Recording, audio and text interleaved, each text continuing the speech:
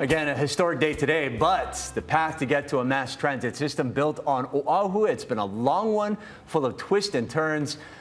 Talk began decades ago, but making the rail a reality was easier said than done. Yeah, so we dug through our archives to examine the project's history.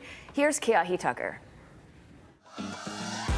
Talk of a rail project to help alleviate Oahu's increasing traffic troubles first began in 1968 when Neil Blaisdell was mayor. His successor a year later, Frank Fosse, championed the idea for a 29-mile rail line from Hawaii Kai to Pearl City. But Fosse lost his re-election bid in 1980.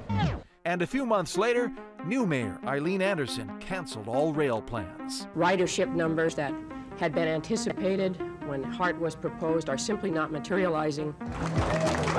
But when Fosse was re-elected in 1984, he brought rail back on track. And by 1990, federal money was promised for a 17-mile system. The city wanted a 0.5% general excise tax surcharge to provide local funding. Public support was mixed, but it seemed like a done deal at Honolulu Hale. Then, suddenly, any hope for rail died during a council committee vote in 1992. Councilmember Mancho? No. Councilmember Morgado? No.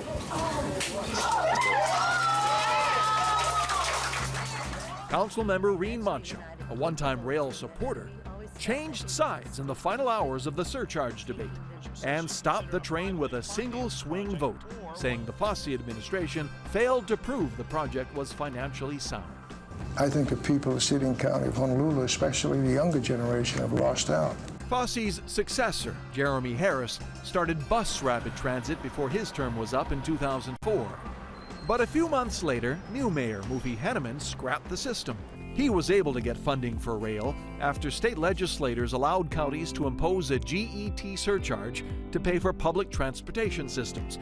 Oahu's 4% GET increased to 4.5%.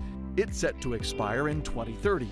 It will not waste taxpayers' dollars. I make that pledge to you. There was also a highly influential supporter in Congress, longtime Hawaii U.S. Senator Daniel Inouye. I guarantee you this much, I'm going to do my damnedest to see that the money comes in. What followed was years of back and forth over the right route and the exact type of system. In 2008, voters finally had their say and chose steel-on-steel rail. They also voted 2 years later to create the Honolulu Authority for Rapid Transportation, or HART.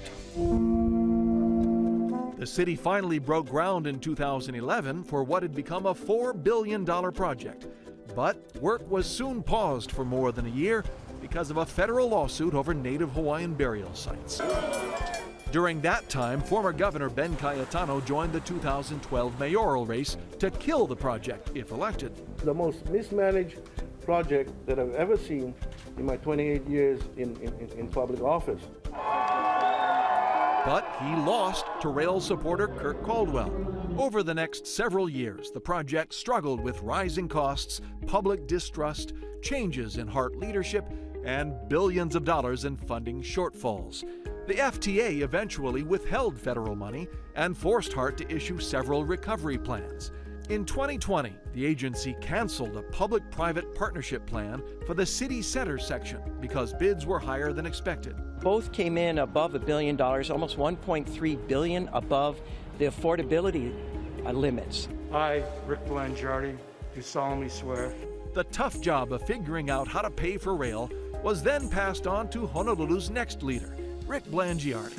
He eventually received federal approval to cut the line 1.25 miles short, ending in Kaka'ako instead of Ala Moana. The city also ditched a $330 million park and ride structure at Pearl Highlands to keep the project's price tag under $10 billion. Well, our intent was to say, how much money do we have, and how far can we possibly take this? The city will need to look for other funding to someday stretch the line to Ala Moana. But now, after decades of debate and delays, Skyline, Hawaii's largest ever public works project, is ready for riders. This really fulfills a 50-year promise to the people of Oahu. We were going to put in a rail system. This transfer ushers in a new era. A new era and a new way to connect Oahu's first and second cities. Keahi Tucker, Hawaii News Now. So many different zigs and zags over the years, and actually over the decades. You forgot, all the different aspects of that. And all the different mayors that we've gone through to get to this point. Pretty incredible. Yeah, you saw Mayor Fossey there, the late Senator Inouye. That's why their two faces are in the train itself, and why Governor Green said it was so special to have Mayor Fossey's wife at the front of the train today for this celebration. Now, we're just a little more than 2 hours away from the rail line opening to the public. We're going to have much more coverage of Skyline. We'll be right back.